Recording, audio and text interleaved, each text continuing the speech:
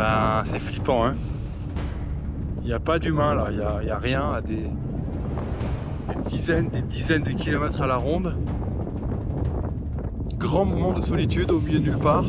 Donc je vais essayer d'occuper l'esprit, filmer un peu, et après je vais descendre dans une prairie pour m'abriter. Au moins en bas je serai bien.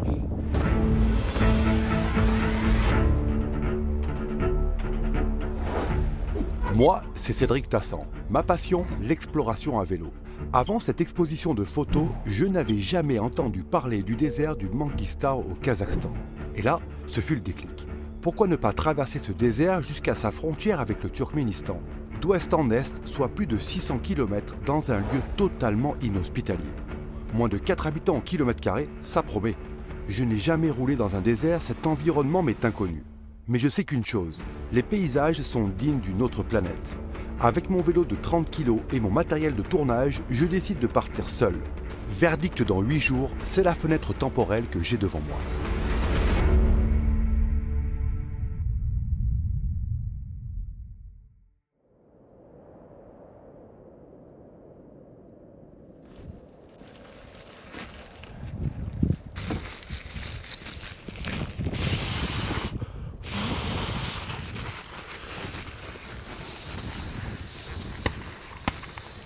On va essayer de faire abstraction de ce que je viens d'entendre.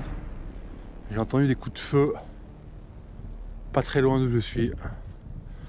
Bon bref, mon bivouac un peu amélioré. Je tente quand même de dormir à la belle étoile. Si jamais il flotte, je rapatrierai toutes les affaires et je me mettrai dessous. Ça c'est l'aventure, se retrouver seul au Kazakhstan, au milieu de nulle part. Bon, et ben voilà, je commence à trouver mes marques. Je suis dans mon duvet. Le voyage a été long. À demain.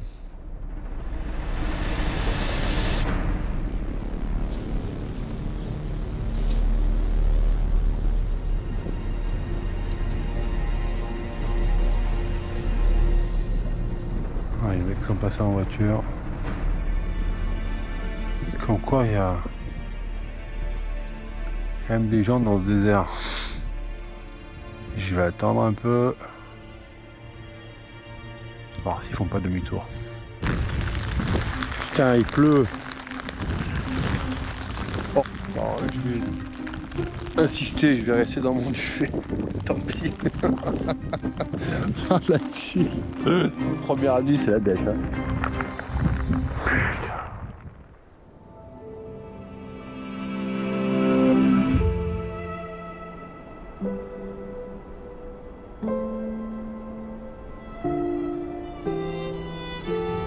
Le bivouac est rangé, tout est bon. Et ben voilà, je vais partir. J'ai envoyé un petit message par le téléphone satellite pour dire que tout va bien et que je me mets en route. Voilà. Je quitte mon lieu de bivouac pour remonter sur le plateau. Désormais, l'orientation est simple. Il faut tirer plein est le long de la mer Caspienne.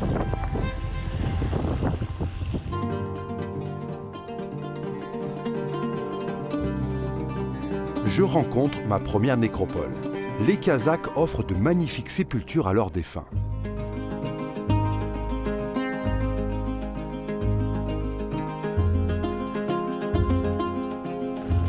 Qu'est-ce que c'est beau là?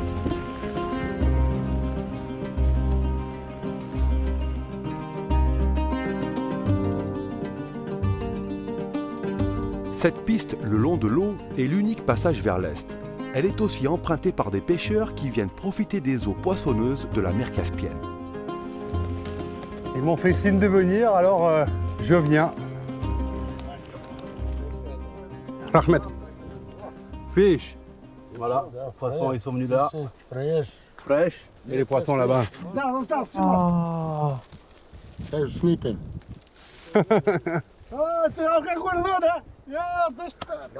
Окей. Окей. Спасибо. На здоровье. На здоровье. Это у нас пикник. Пикник. Face à cette hospitalité du bout du monde, je suis curieux de savoir d'où viennent mes hôtes. Казак. Да. Русский. Русский. Казак. Казак и русский. Yes. Даже Fish, Правда. жарим водку, Пьем. шнапс, чук. Виталя. Все. Окей. Во. У нас, брат, интернационал. International. Да, интернационал. Да, et France. Сразу интернационал. Robert, no problem. No problem, of course. Yes. Oh, la pause. Elle était bien sympa celle-là, tiens.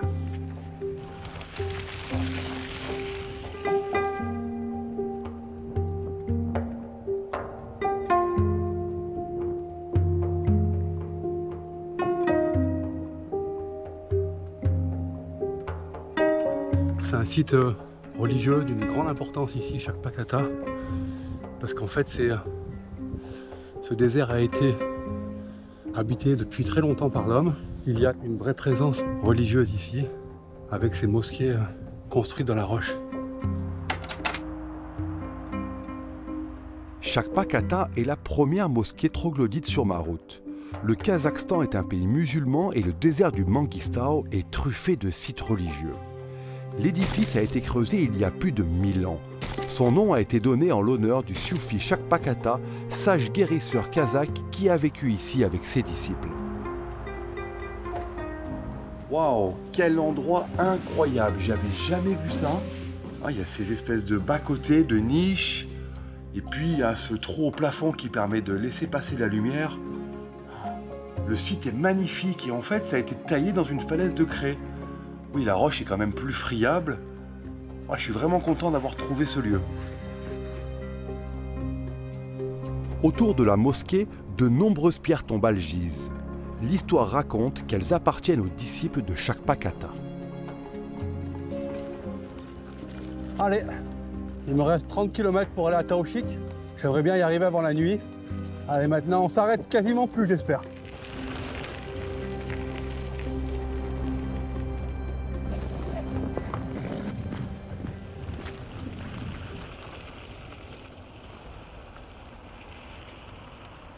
Comme tous les villages du Mangistau, Taochik avec ses 2600 habitants s'est construit autour de l'exploitation du sous-sol il y a 80 ans. Le désert a été colonisé afin d'abriter les travailleurs des mines de charbon.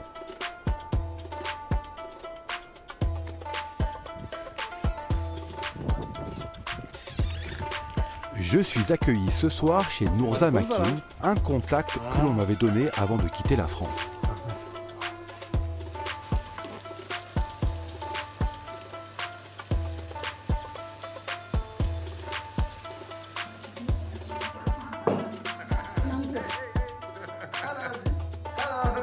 Après presque 80 km, je trouve une bonne douche. Et ça c'est chouette. Ce que je peux pas vous montrer, c'est que le sol il est bouillant en fait. Je pense qu'il chauffe les maisons et qu'il y a du gaz en permanence. Voilà, les économies d'énergie, c'est pas pour ici. Il fait une chaleur là-dedans. Mais bon, en tout cas c'est bien. Allez, à la douche. Allez, je quitte Taochik. Zoliniz, Bolsun. Je crois que ça veut dire bonne route.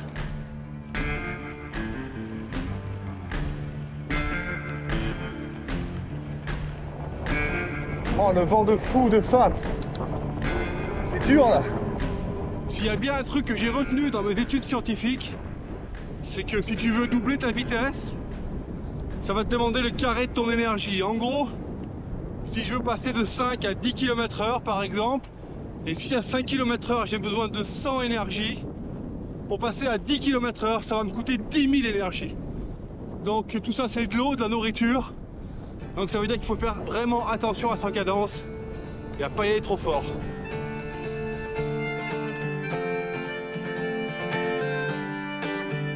Je me ferai un chemin à travers ce vaste champ de roches sédimentaires formé il y a 150 millions d'années.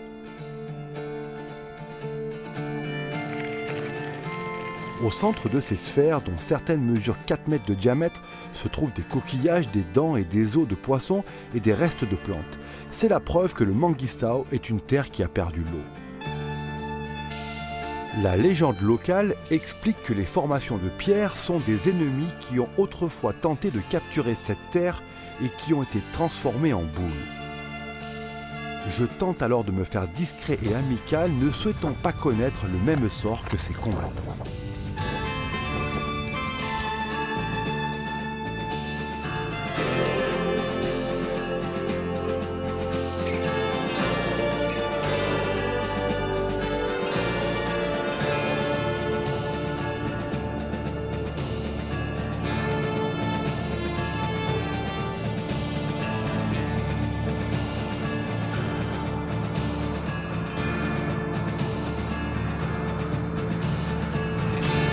28 km/h, c'est bon ça.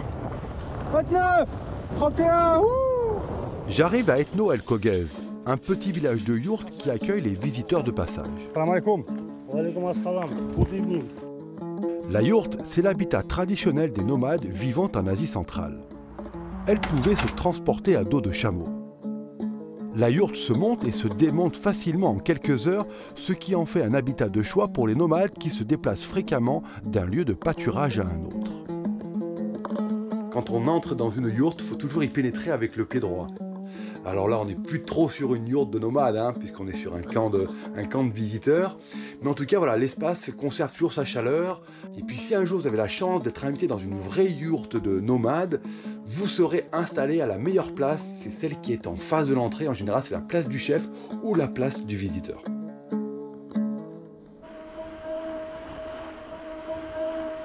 J'ai le vent dans le dos ce matin, alors j'en profite.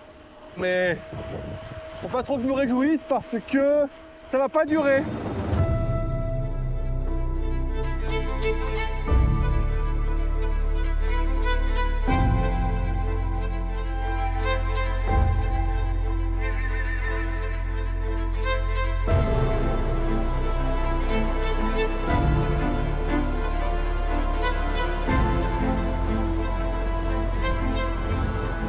Bon, pas me perdre dans ces canyons là. Je suis les crottins. C'est ce qui me montre le passage le plus facile. Même si là, bah, faut bien pousser quoi.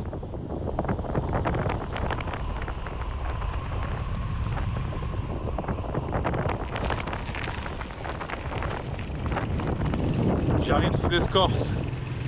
Moto, les jeunes autour de moi. Ils sont curieux.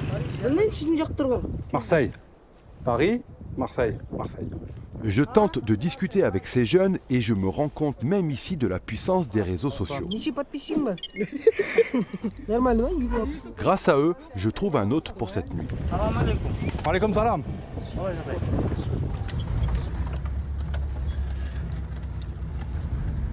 Mist, mist. Mist. Mist. Donc il me faut beaucoup d'eau parce que j'ai vu qu'aujourd'hui c'était vraiment très sec. Et en plus j'ai reçu une alerte sur mon téléphone comme quoi il y a des tempêtes de sable. Voilà, et dans ce magasin je trouve pas mal de merde, donc c'est compliqué. Pour le salé là j'ai rien. Salam alaikum. Dès demain, je pars en autonomie complète. Je ne trouverai ni nourriture ni eau pendant 48 heures.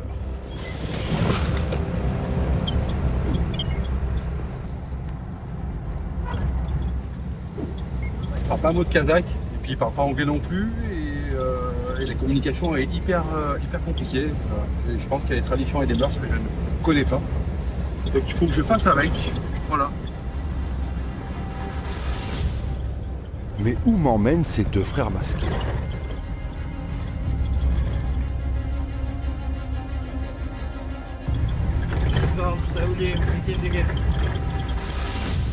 En fait, après le travail, ils profitent de la lumière du jour pour continuer leur ouvrage. Ils construisent une tombe pour un de leurs proches récemment décédé. Par respect, je ne m'attarde pas à les filmer. Nous repartons en direction de leur village.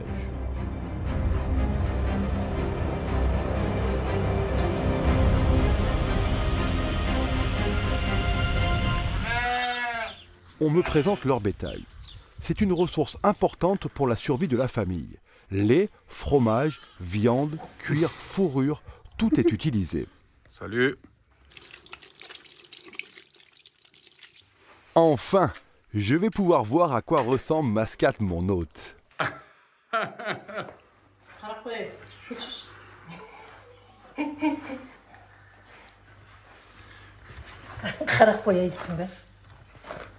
Je suis parti en plein ramadan et après le coucher du soleil, c'est la rupture du jeûne. La maman de Mascat prépare le plat traditionnel kazakh, le besh barmak. Le terme signifie 5 doigts car on n'utilise pas de couvert pour le déguster. Oh. La viande bouillie, de cheval ou de mouton, est servie avec des nouilles et des pommes de terre. Le tout est arrosé d'une sauce épicée à l'oignon. Je suis très heureux de pouvoir partager ce moment avec cette famille chaleureuse.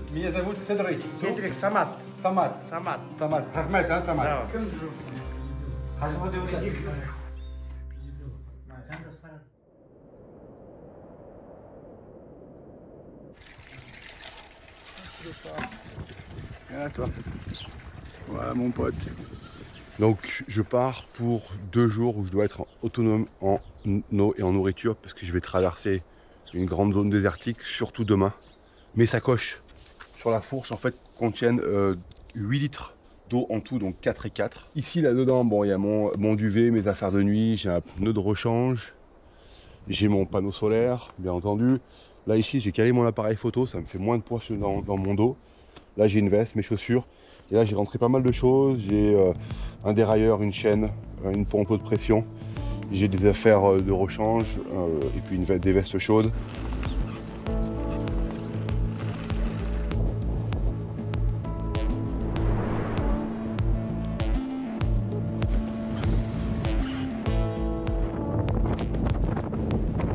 Oh oh oh oh oh non. Oh là là! Ce lac salé, c'est là où je dois dormir ce soir. Mais comment descendre cette falaise qui mesure sur ma carte 100 km de long sur plus de 100 mètres de haut? Bon, je suis un peu en colère là parce que il n'y a pas moyen de descendre cette falaise là. C'est pas faute d'avoir demandé à la fois. Tout le monde dit ça descend facile, mais en fait c'est une putain de falaise quoi. Bon, c'est 14h30, j'ai 5 heures pour trouver une solution. Pour l'instant, je peux encore faire demi-tour. Et si je galère à descendre cette cuvette en bas, c'est pas pour remonter.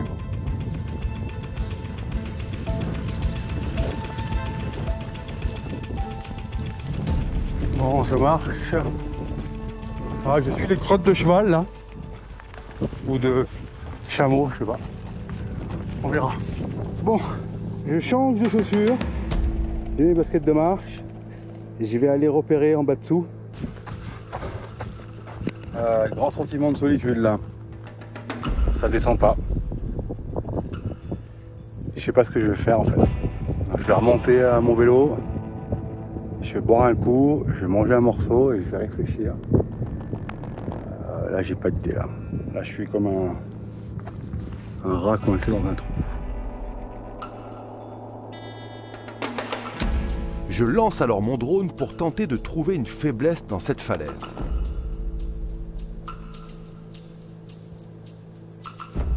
Il est 18 h, je trouve enfin un passage. C'est pas très grave ça. Tac. Ça, comme ça. Heureusement que j'ai des baskets qui sont neuves et que j'ai l'habitude de faire ces conneries. Voilà, hop, tout doucement. Tout doucement, allez, avance. Voilà. Fais gaffe aux dérailleurs. Fais gaffe de rien fracasser. J'ai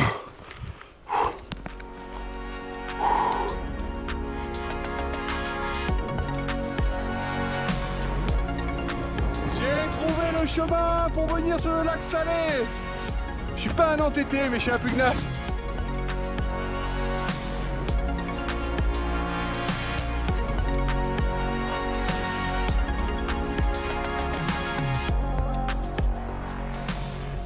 Oh là là là là. Non, j'y suis.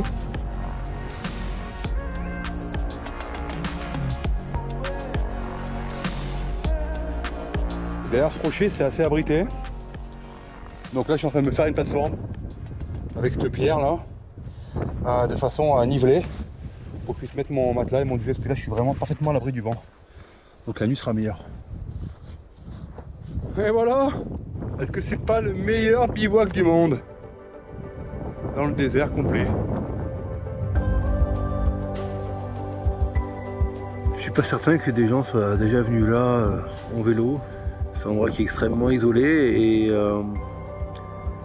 ce qui est assez incroyable dans ce lieu, c'est que moi qui suis habitué en fait au bivouac en montagne, quand ça va mal ou qu'il y a un problème, en fait on descend, on sait que la vie est en bas.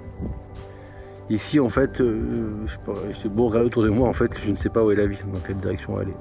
Mais je crois qu'il faut rester très zen, c'est-à-dire qu'une crise de panique ici serait fatale, parce qu'il n'y a rien.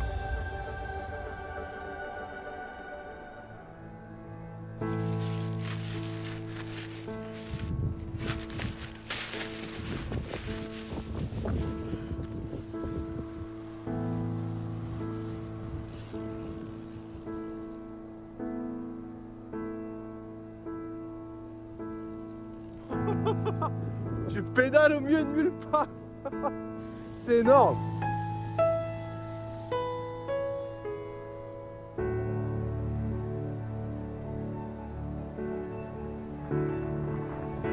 Qu'est-ce que j'ai bien fait d'assister hier dans cette falaise et de trouver cette face, ce chemin, et de descendre en fait sur ce lac salé pour prendre pied ici, parce que c'est une sensation incroyable, cette immensité, c'est à perte de vue.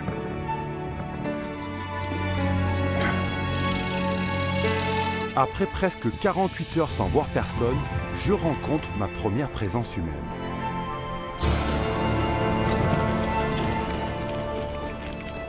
Salam alaikum. Men francuski, hein? Francus. Kazak mı? Oui, kazakh. Nişo. Откуда? Francuski. Меня зовут Cédric. Cédric. Il a trouvé une dent de requin. Donc il y avait bien un lot ici. Kouda. Tao. Tao. Excellent. Et ta fiche? Ne? Attends. Al sen al. Hein? Al sen. Oh, Rahmet. Tamam. Rahmet. Quelle générosité de la part de ces Kazakhs, je suis vraiment touché par ce cadeau. Лучше ты мой напиши. Кого больше?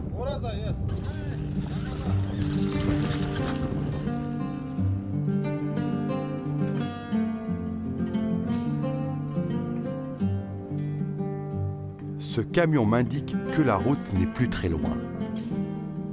J'arrive à mon étape, le site de Chopanata, une nouvelle mosquée souterraine. Tels des oasis, ces sites religieux permettent de se restaurer et de passer la nuit. Мен француз. Чай. Rahmet. Я. Чай. Ночевай? Я. Ça fait bien de manger, hein?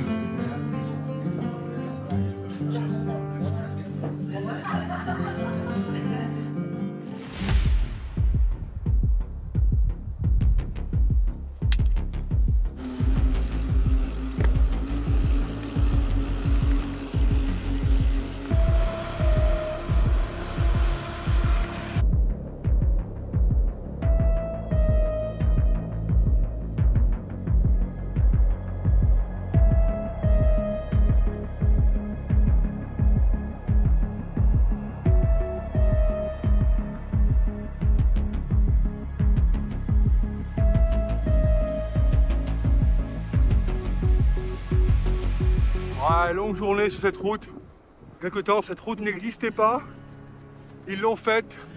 Le Kazakhstan et le Mangistau s'ouvrent au tourisme. Pour l'instant, c'est calme.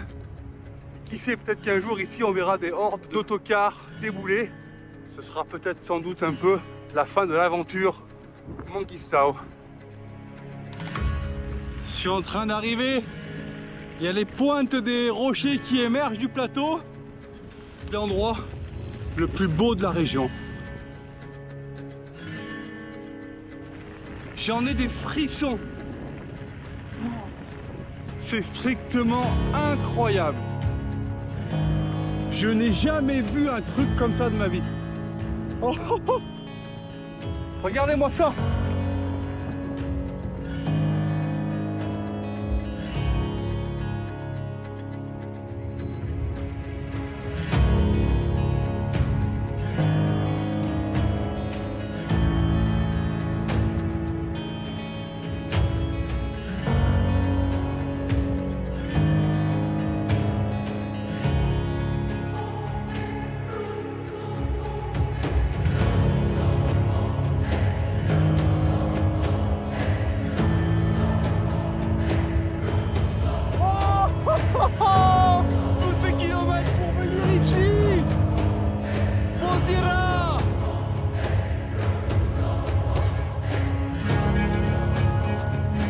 Et il n'y a que la mer pour façonner un tel paysage.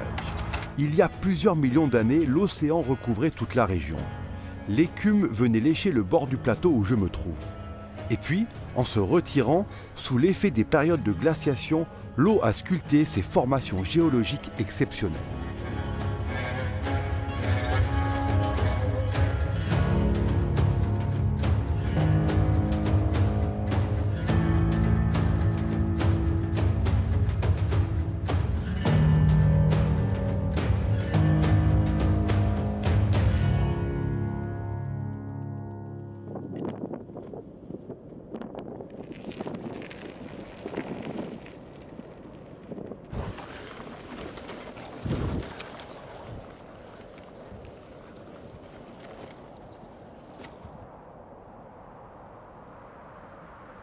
Et moi qui pensais avoir tout vu hier.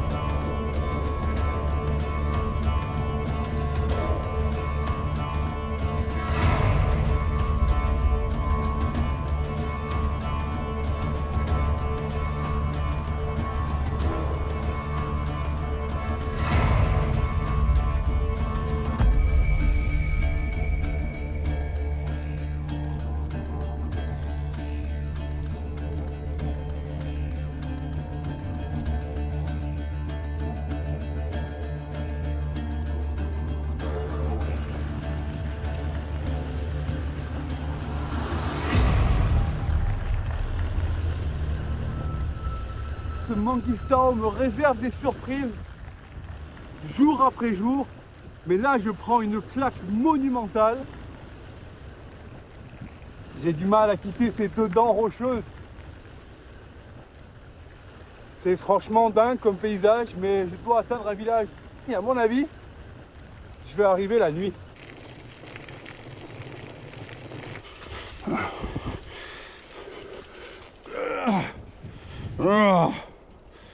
Allez, encore cette putain de dune là.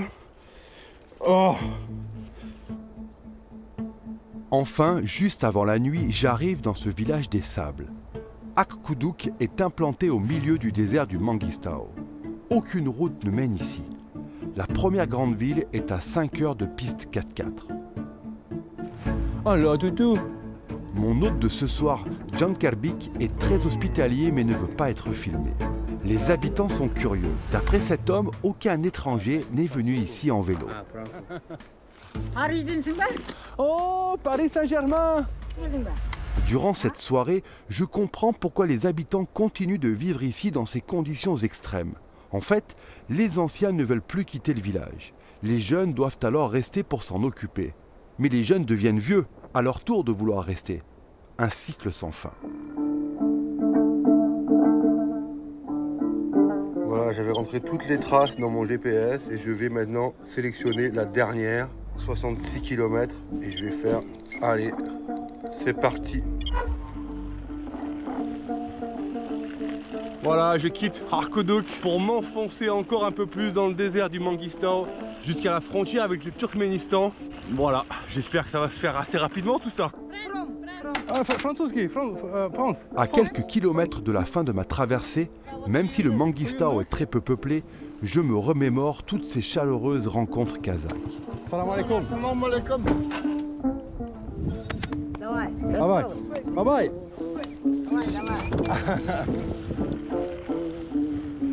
Je suis en train de terminer ce trip de fou complet. J'arrive à un lieu dont j'ai oublié le nom kazakh, mais qui a été rebaptisé Monument Rock. Parce que je crois que c'est vraiment monumental, j'arrive toujours pas à le deviner. C'est fou, cette aventure. J'ai été vraiment chercher les choses au bout. Oh, je suis en train de le voir. Je suis en train de le voir. Mon Dieu. Oh, quel spectacle ce lac salé. Immense à perte de vue. Voilà les dernières images qui vont me rester en mémoire du Kazakhstan et du Mangistao. en plus des rencontres, des traditions, de la culture. C'est des paysages incroyables façonnés par la mer qui s'est retirée et les conditions climatiques rigoureuses. Je pense avoir vu un des plus beaux coins du monde. Et puis la question qui se pose, c'est est-ce que ce joyau naturel restera aussi préservé que moi j'ai pu le voir? Est-ce que les Kazakhs sauront conserver leur tradition, leur culture face à la poussée touristique de ce genre de destination exceptionnelle? Mais en tout cas, si on arrive ici avec peut-être 50 autocars, c'est sans doute totalement différent de ce que est vraiment le Kazakhstan, une destination d'aventure et de tradition et d'immersion totale. Merci au Kazakhstan.